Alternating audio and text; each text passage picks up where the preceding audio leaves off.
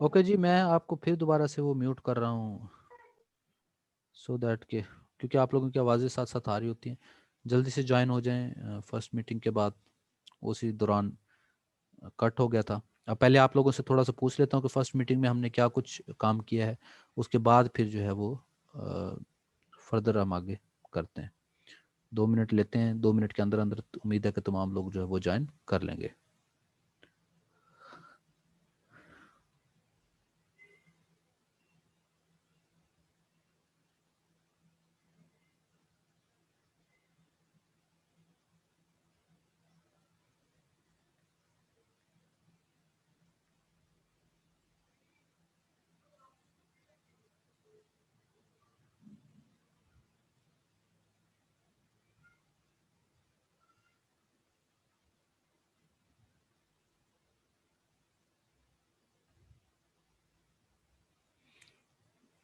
जी, मैं आप लोगों को अलाउ करता हूँ। कोई क्वेश्चन है प्रीवियस में, वो फिर पहले आप लोगों ने बताना है, फिर मैं उसके बाद नेक्स्ट जो है वो कंटिन्यू करता हूँ।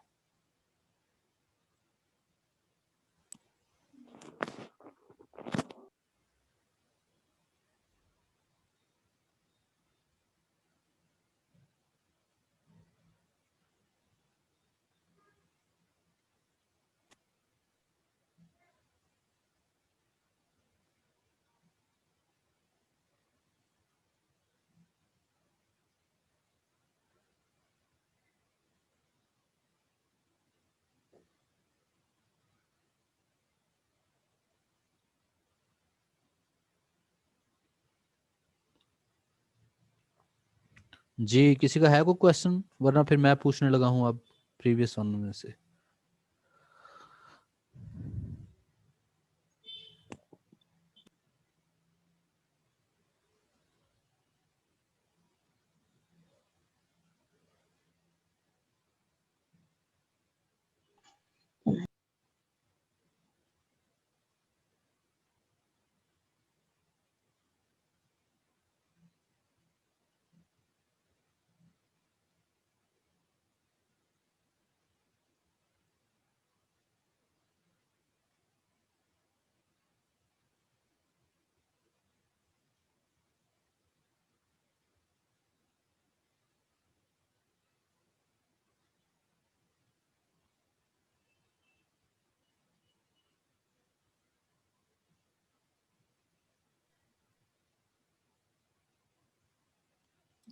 ओके जी, वेल कोई आप लोगों को क्वेश्चन नहीं है तो चलें जी, नेक्स्ट मैं प्रोसीड करता हूँ। वेल जी, अभी तक हमने दो चीज़ें देखी हैं, वो क्या हैं वो सिर्फ पहले बता दूं, फिर उसके बाद जो प्रीवियस एग्जांपल है वरना वो रह जाएगी, उसी को पहले स्टार्ट करता हूँ। CFD कंप्यूटेशनल फ्लूइड डायनेमिक्स का जो इंट्रोडक्शन है कि बेसिकली क्या चीज़ है, और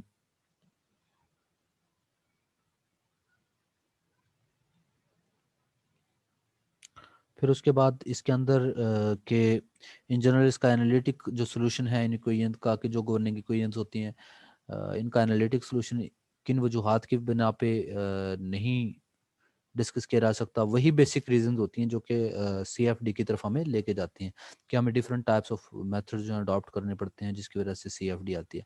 और उसकी जो एप्लीकेशन है वो यहाँ पे है कि इसकी जो डिज़ाइनिंग है, डिज़ाइनिंग ऑफ व्हीकल्स जो हैं, और इसी तरीके से उसका जो है वो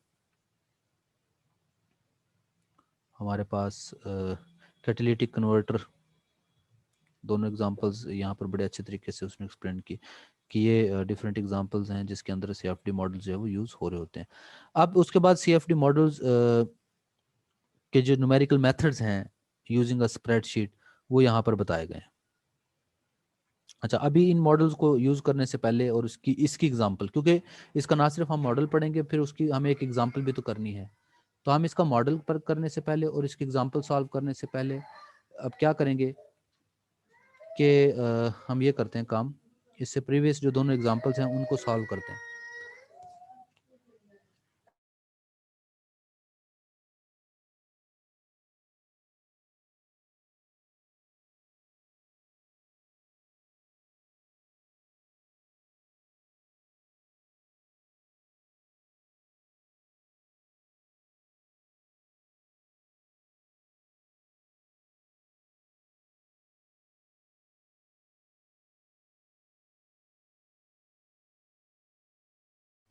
जी, तो पहले तो ये बताइएगा कि ये वाली एग्जांपल हमने कर ली हुई थी कि नहीं की थी एग्जांपल, जल्दी से ज़रा मुझे बताइएगा।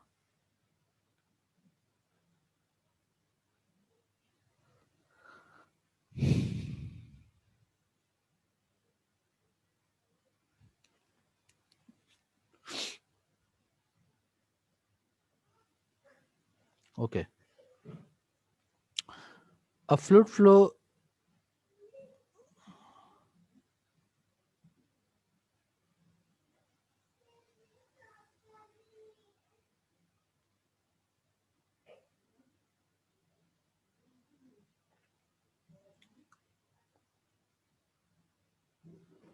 हाँ जी, ये की नहीं थी, इसको हमने स्टार्ट करने लगे थे लेकिन फिर इसको हमने कंप्लीट सॉल्व नहीं किया था, इसका सिर्फ स्टेटमेंट को रीड किया था हमने, और ये कहा था कि फिर जो नेक्स्ट लेक्चर होगा उसके अंदर हम इसको देख लेंगे।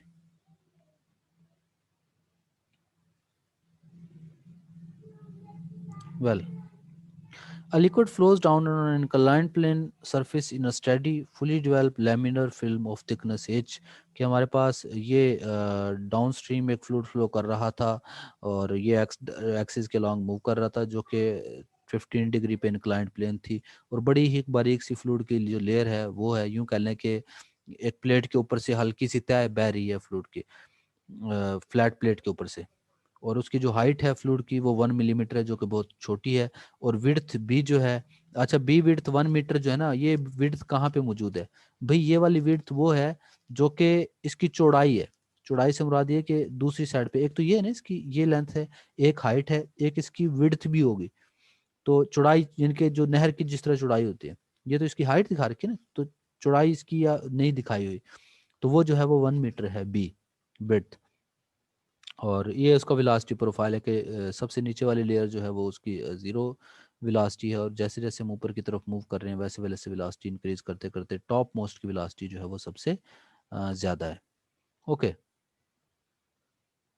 हमें उसने जो चीज़ें फाइंड आउट करने के लिए कही हैं वो क्या कही हैं जी, obtain expression for the velocity profile, velocity profile shear stress distribution, यानी कि यू के लिए रिलेशन, टाउ के लिए रिलेशन, वॉल्यूम फ्लो रेट के लिए, एवरेज वेलोसिटी के लिए, और लिक्विड फिल्म थिकनेस को हमने volume flow rate per unit depth के साथ भी रिलेट करना है। तो इसके अंदर बहुत सारी ऐसी चीज़ें आ गई जो इससे पहले भी हम शायद करते रहे, कि velocity profile, shear stress distribution और कॉन्टिन्यूटी नेवियर स्टोक्स इक्वेशन, इनको यूज़ करना है।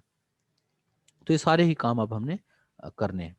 तो चलें जी देखते हैं कि क्या सबसे पहले तो जब भी किसी भी फ्लूइड फ्लो को हम देखेंगे तो सबसे पहले उसकी जो गवर्निंग इक्वेशन है उनको राइट किया। गवर्निंग इक्वेशन ये वही है जो आज भी हमने देखा कि जो कि बेसिस या फाउंडेशन प्रोवाइड करते हैं कंप्यूटेशनल फ्लूइड डायनामिक्स के लिए, क्योंकि एनालिटिकल इनको सॉल्व करना मुश्किल था। लेकिन अब हम एक प्रॉब्लम सॉल्व करने के लिए जा रहे हैं, तो इसमें तो हम वो CFD या कंप्यूटेशनल फ्लूइड डायनामिक्स नहीं यूज़ कर रहे। कंप्यूटेशनल फ्लूइड डायनामिक्स के यूज़ से तो आगे एक एक्सरसाइज हमने करनी है। अच्छा, तो अब इसके अंदर कुछ चीजें ये देखें, उसने ना ऊपर 1 2 3 4 वगैरह लिखा हुआ है। उसकी रीजन है कि हमने कुछ एजम्पशंस ले ली इस प्रॉब्लम को सॉल्व करने के लिए, कि हम कुछ एजम्पशंस ले लेते हैं और फिर उन अंडर दीज एजम्पशंस इस प्रॉब्लम्स को या इन क्वेश्चंस को सॉल्व करने की कोशिश करते हैं। क्या एजम्पशंस ले ली हैं? स्टडी, स्टडी से क्या होगा कि जिसमें with respect to time derivative है, partially over partial t, partial b over partial t, partial डब्ल्यू ओवर पार्शल टी, जहाँ पे भी टाइम डेरिवेटिव्स मौजूद हैं वो तमाम टर्म्स क्या हो जाएंगी, निगलेक्ट हो जाएंगी, इग्नोर हो जाएंगी, खत्म हो जाएंगी। फिर इनकॉम्प्रेसिबल, डेंसिटी कांस्टेंट है,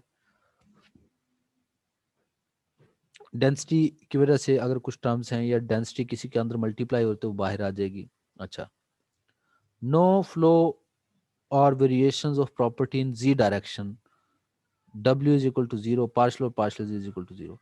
जी डायरेक्शन अब है कौन सी भला? जी डायरेक्शन वो वाली है जो कि जिस डायरेक्शन में ब्रेड्थ है, यानी कि आउटवर्ड द पेपर इसे आप लोग कह सकते हैं, ठीक है, परपेंडिकुलर टू द पेपर।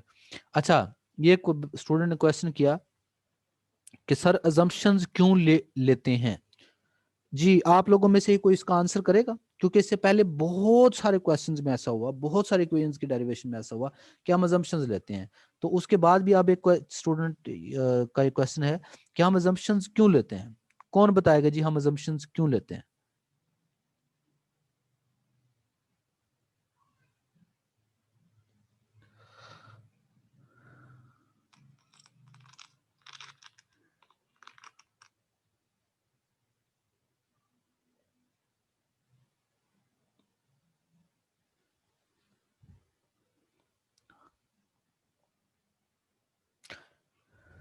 हाँ जी, एक स्टूडेंट ने तो कहा कि कॉम्प्लिकेशंस निगलेक्शन के लिए। हाँ जी, इसका मतलब यही हुआ कि जो कॉम्प्लिकेटेड प्रॉब्लम्स, कॉम्प्लिकेटेड इक्वेशंस होती हैं कंपैरेटिवली, उनको सिंपलर रिलेटेड इक्वेशंस में कन्वर्ट करने के लिए, तो जो ऐसी सिचुएशंस हों कि जो कि कॉम्प्लिकेटेड हमारे पास रिजल्ट्स हैं, तो उनको सिंपलर रिलेटेड रिजल्ट्स में कन्वर्ट करने के लिए हम क्या कर रहे होते हैं, लेते हैं। लेकिन ये वो सिचुएशन हो जाती हैं जो कि फिर अप्रॉक्सीमेटेड रिजल्ट्स देती हैं, एग्जैक्ट रिजल्ट्स नहीं देती। ठीक है, हाँ, सिंपल फॉर्म करने के लिए। ठीक हो गया जी। और ये आप लोग बिल्कुल स्टार्ट में भी ले सकते हैं। ठीक है, बिल्कुल स्टार्ट में ले लें तो ज़्यादा बेहतर होता है, क्योंकि उस बिल्कुल स्टार्ट में, ये मैं आप लोगों को पहले भी बताता रहा हूँ बहुत सारे इक्वेशंस की डेरिवेशन के दौरान भी ना, कि जब भी आप लोग क्वेश्चन स्टार्ट करते हैं तो आप लोग स्टार्ट में लिखा करें, ताकि जब ये वाली इक्वेशंस के अंदर देखिए 1 2 3 आप लिखेंगे ना, तो हमें पता हो कि ये 3 क्या है। अब ये 3 नीचे जाके हमें पता चला कि 3 ये थर्ड अजम्पशन थी, जिसकी वजह से ये टर्म 0 होगी। तो हमने क्या कर लिया, इनको पहले लिख लेंगे अगर बिल्कुल सबसे टॉप पे, तो फिर इसको पढ़ रीड करना, ये सॉल्व करना ज़रा आसान हो जाएगा। और फुली डेवलप फ्लो ले लिया कि कोई प्रॉपर्टी जो है एक्स डायरेक्शन में भी चेंज नहीं हो रही। इसका मतलब एक्स डायरेक्शन में और जी डायरेक्शन में प्रॉपर्टीज चेंज नहीं हो रही। तो अब देखें, एक्स डायरेक्शन में जो चेंज नहीं हो रही वो फोर्थ प्रॉपर्टी है, वो फोर्थ की वजह से बहुत सारी एक्स चेंजेस 0 हो गई। W component of velocity 0 है, no variations along z direction, no flow along z direction, W 0 हो गया। वो हमारे पास जो है थर्ड प्रॉपर्टी है, W जहाँ जहाँ था वो थर्ड प्रॉपर्टी की वजह से 0 कर दिया उसने। पार्शियल और partial z is equal to 0 है। तो आप तमाम प्रॉपर्टीज के अगेंस्ट उन टर्म्स को सारियों को 0 कर दें कि जहाँ कहीं x डेरिवेटिव आया हुआ है, जहाँ कहीं z डेरिवेटिव आया हुआ है, जहाँ कहीं पे आप लोगों के पास यूं कह लें कि derivative with respect to T आया हुआ है, उनको 0 कर दिया। अच्छा, 5 भी इसने कहा हुआ है, तो 5 फिफ्थ अजम्पशन भी कहीं जाके उसने ली है। क्या अजम्पशन ली है जी? फिफ्थ कहीं पे ली है थ्रू आउट द प्रॉब्लम।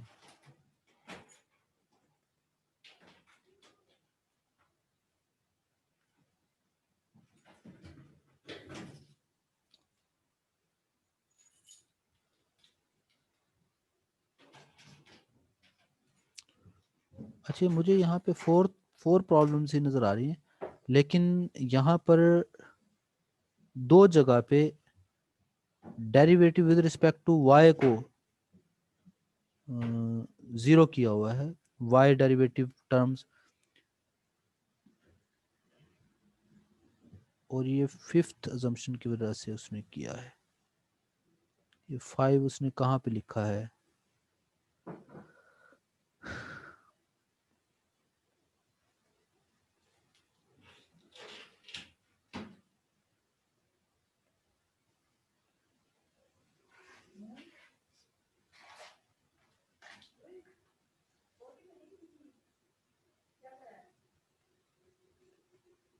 मैं इसको देख लूँ एक दफ़ा, ये 5 कहाँ पे मौजूद है।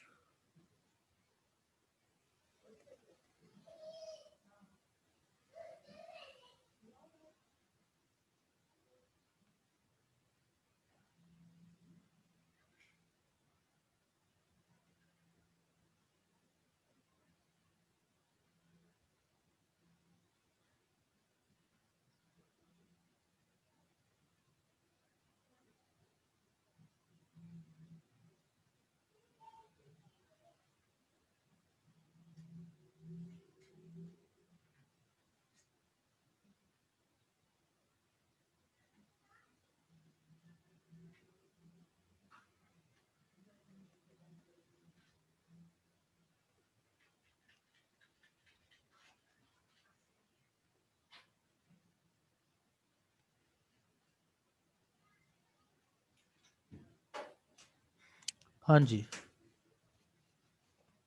ये है यहाँ पे। The fact that v is equal to 0 reduces the Navier-Stokes equation further as indicated by 5 in this equation the final, यानी कि जो v है, v इज इक्वल टू 0 को ना यानी कि y कंपोनेंट ऑफ वेलोसिटी वो 0 है, इसको 5 का नाम दिया हुआ है। इसका मतलब जहाँ कहीं v आया है वो उसको भी उसने 0 ज्यूम कर लिया है, उसको भी मतलब जहाँ कहीं v को 0 कर, v की वजह से 0 किया है, तो उन टर्म्स को उसने 5 से इंडिकेट कर दिया है। वेल जी, ओके, ये उसको पैराग्राफ में लिख दिया ना, तो आपने पांचों ही अजम्पशन यहीं पे इकट्ठी लिख देनी है।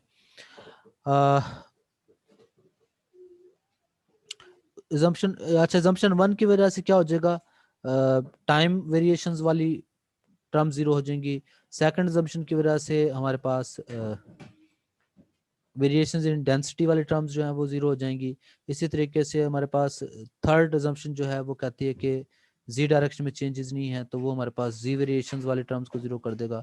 अजम्पशन 4 जब अप्लाई की जाती है कंटिन्यूटी इक्वेशन पे, तो partial V over partial Y is equal to zero बन जाएगा, यानी कि वेलोसिटी अलोंग वाई डायरेक्शन जो है वो जीरो है, जबकि वेलोसिटी अलोंग जी और एक्स डायरेक्शन पहले ही जीरो है।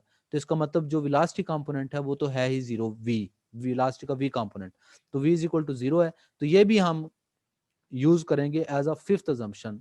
ठीक है, तो ये पैराग्राफ के बाद ही आप इसको 5 लिखें। ठीक हो गया, ये दोनों लाइनें लिखने के बाद v is equal to zero लेंगे, और जो इक्वेशन बच गई अब वो सारी बाकी टर्म्स देखें जीरो हो गई हैं। इसमें तो v जीरो लेने के बाद ये जीरो हो गई है, ये सारी टर्म जीरो हो गई है साइड वाली, तो इधर से ये दो टर्म्स बच गई।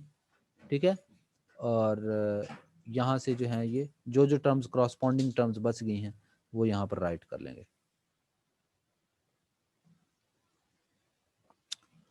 0 is equal to rho g x plus mu partial t over partial y square, rho is equal to rho g y minus partial p over partial y. तो since partially over partial z is equal to 0 and partially over partial x is equal to 0, then u is the most function of y. अच्छा, ये अब क्या है कि u की variation z और y के लिहाज से तो है नहीं, तो इसका मतलब u सिर्फ फंक्शन ऑफ y होगा। तो इसका जहां पर partial derivative with respect to y है ना u का, तो उस पार्शियल डेरिवेटिव को कंप्लीट डेरिवेटिव के साथ रिप्लेस किया जा सकता है। तो इस पार्शियल को कंप्लीट डेरिवेटिव से डिनोट कर दिया, is equal to rho G X. अच्छा, अब ये बड़ा अजीब सा मामला है कि रो जी एक्स, तो जी एक्स की वैल्यू लिखी है, अब जी एक्स की वैल्यू आई कहाँ से है, तो भाई ये देखें, ये मैं आपको लाइंस ड्रा कर देता हूँ। ये आप लोगों ने इंटरमीडिएट सॉरी ग्रेजुएशन क्लासेस में पढ़ा होगा कि जब ये एंगल 15 डिग्री बना रहे हैं ना, तो जी की डायरेक्शन ये थी, ये था जी, या यूं थोड़ा सा लेंथी बना लूं तो आपको ज्यादा बेटर अंडरस्टैंड कर पाएंगे। तो अब जी के जो दो कंपोनेंट बनेंगे ना, जी के टू डिफरेंट कंपोनेंट्स बनेंगे, कौन कौन से, एक परपेंडिकुलर टू द प्लेन, ठीक है,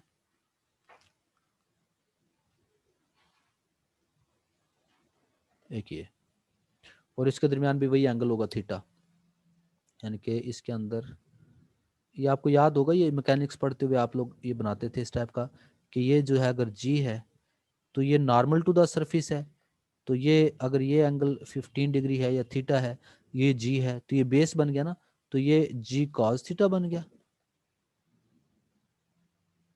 जो कि वाई डायरेक्शन के अपोजिट है, और ये वाला जो है ये जी साइन थीटा बन गया, जो कि अलॉन्ग एक्स डायरेक्शन है या in the direction of fluid flow है।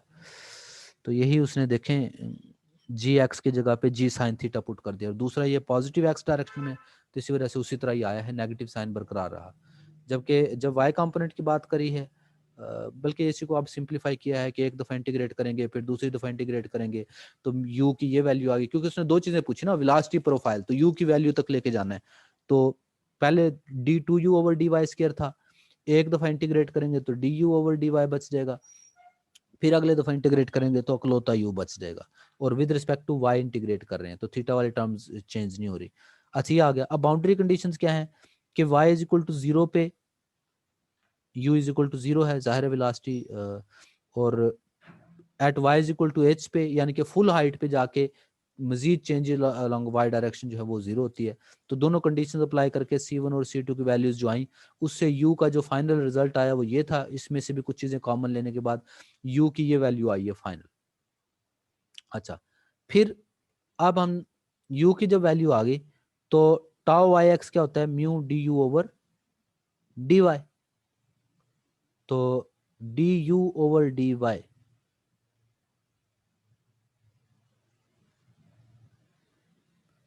D you over D y, इसमें C1 की जब आप लोग वैल्यूज सब्स्टिट्यूट करेंगे, C1 की यहाँ पे ये वाली वैल्यू सब्स्टिट्यूट कर दें तो यही रिलेशन आप लोगों के पास जो है वो बनेगा।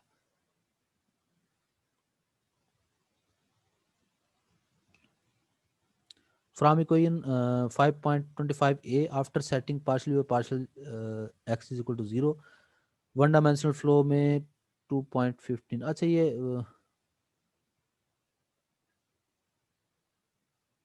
कौन से इक्वेशन में कह रहा है 5.25a,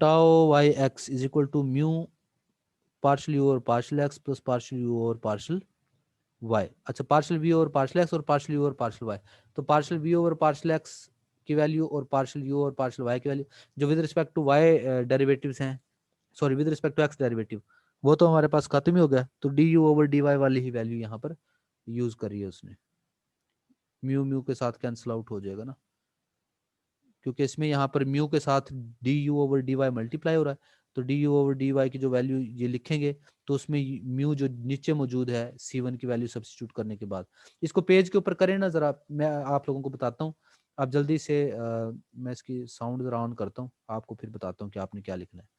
जी, अब आप लोग ऑन कर सकेंगे, अगर किसी ने कुछ क्लैरिटी जिसको चाहिए होगी ना उसके लिए बात कर रहा हूँ। D you over D Y की ये वैल्यू मौजूद है आपके सामने, ठीक है, उसमें C1 चाहिए ना, तो C1 की ये वाली वैल्यू है आपके पास, ये वाली वैल्यू है C1 की, C1 की ये वाली वैल्यू यहाँ पे लिखें, rho g sine theta over mu h. Book आप लोगों के पास अब नोटबुक जरूर होनी चाहिए, तो जब मैं C1 की जगह पे ये वाली वैल्यू लिख लूंगा तो आप देखें इस C1 वाली वैल्यू में और इस वैल्यू में दोनों के अंदर क्या चीज कॉमन है, रो जी साइन थीटा, दोनों के अंदर जो चीजें कॉमन है वो लिख रहा हूं पहले, रो g sine theta over mu, दोनों में कॉमन है, तो अंदर क्या चीज बच गई, इसमें एच बच गया और उसमें से माइनस वाई बच गया। ये तो आ गई इसकी वैल्यू, ओके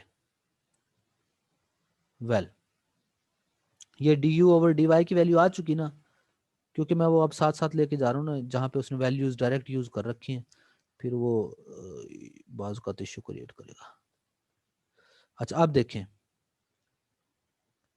अब mu D you over D Y की तो ये वैल्यू है जो अभी मैंने लिखी हुई है, ये थोड़ा सा इसको यूं कर लेता हूँ, हाँ जी, ये D you over D Y की, इसको म्यू से जब मल्टीप्लाई कराएंगे तो ये जो नीचे वाला म्यू है ना, ये सिर्फ क्या हो जाएगा, उड़ जाएगा, तो आप देखें rho g sine theta h minus y यही बनती है ना, तो ये वैल्यू है जिसकी हम बात कर रहे थे, मतलब ये डायरेक्ट नहीं आई हुई, वो उसको सिंपलीफाई करके इसने प्रीवियस इक्वेशंस की बात की हुई है, आप लोग यहाँ से भी डायरेक्ट यूज कर सकते हैं क्योंकि डी ओवर डी वाई की वैल्यू आप लोगों के पास यहाँ पर भी मौजूद है। अच्छा उसके बाद वॉल्यूम फ्लो रेट चाहिए, क्यू, तो वॉल्यूम फ्लो रेट जब आप लोगों ने फाइंड आउट करना है तो वॉल्यूम फ्लो रेट के लिए रिलेशन होता है U इंटू डी ए। अब एरिया क्या होता है, एरिया होता है height multiply by breadth, cross sectional area, तो ब्रेड्थ B है, हाइट उसकी डी वाई, चुके 0 से h तक तो चेंज होती है ना टाइम टू टाइम वेलोसिटी, तो U into B D Y. अब U क्या है जो आपने फाइंड आउट किया, ये रहा U, ये रहा, ये U लिख लें पूरे का पूरा into D Y B D Y, ठीक है।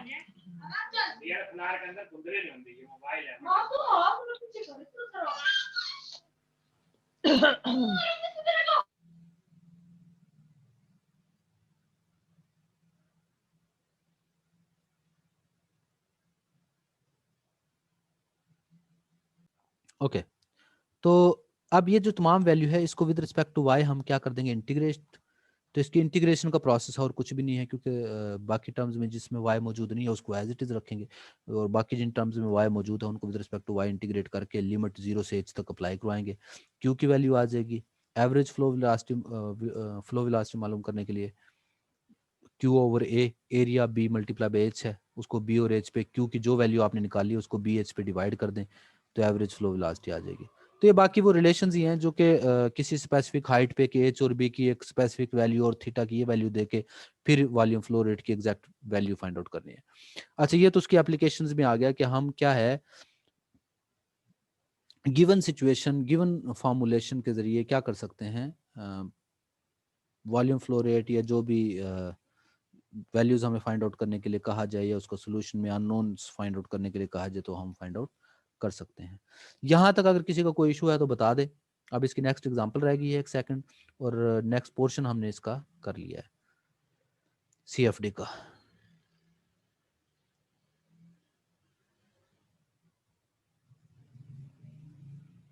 यू विलासिटी, विलासिटी फील्ड निकाला है ना यू, वॉल्यूम फ्लो रेट में यू क्या है जी, विलासिटी है।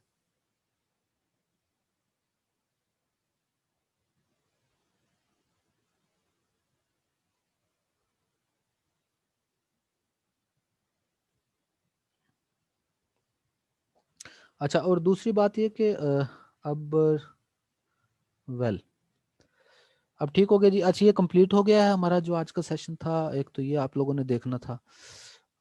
अब नेक्स्ट आप लोगों को जो बताना था, एक ओल्ड वीडियो मैंने शेयर की है, बाकी तो हम चूंकि साथ साथ रिकॉर्ड कर रहे हैं। एक वीडियो मैंने ना कुछ एमसीक्यूज डिस्कस किए थे जो प्रीवियस क्लास थी आप लोगों की, उनके साथ वो ऑलमोस्ट मेरे ख्याल है कि 30-40 एमसीक्यूज थे। वो आप लोगों का ना इस वीक में किसी दिन दरमियान में एक टेस्ट ले लूंगा, तो वो वीडियो आप लोगों ने जरूर देख लेनी है, ठीक है।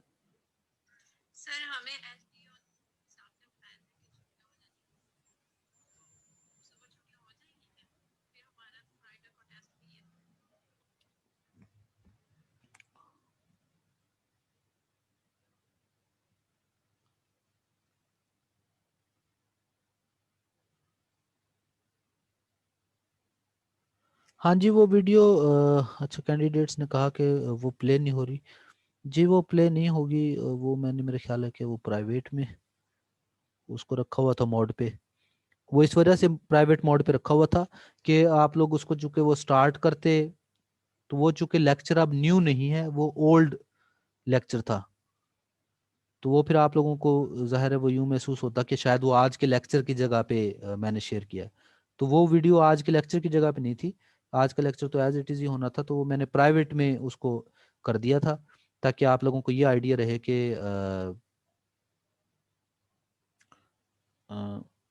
वो जो है सेपरेट से एक एडिशनल डोज है आप लोगों के लिए, यूं समझ लें, क्योंकि वो ओल्ड है, पहले प्री रिकॉर्डेड है।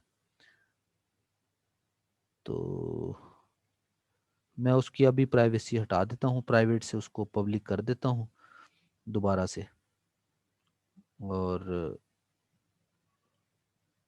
फिर आप उसको देख सकेंगे। तो उसको ज़रा अच्छे तरीके से बार बार देख लीजिएगा। ले जी, मैं उसको पब्लिक कर देता हूँ। अब उस लिंक को आप लोग यूज़ कर सकेंगे। That link is public now. Well, जी अटेंडेंस आप लोग जल्दी से मार्क कर लें। You have 2 minutes for attendance.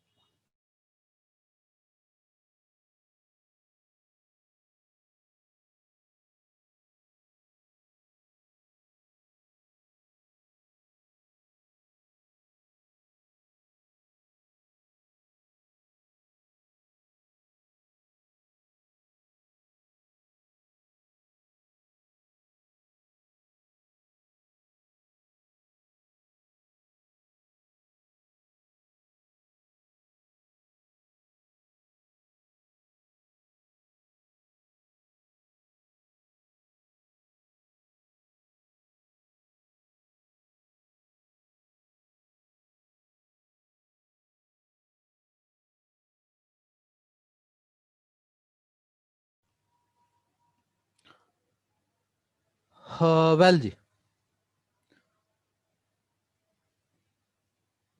Okay, अपना ख्याल रखिएगा बेटा जी, अल्लाह हाफिज़।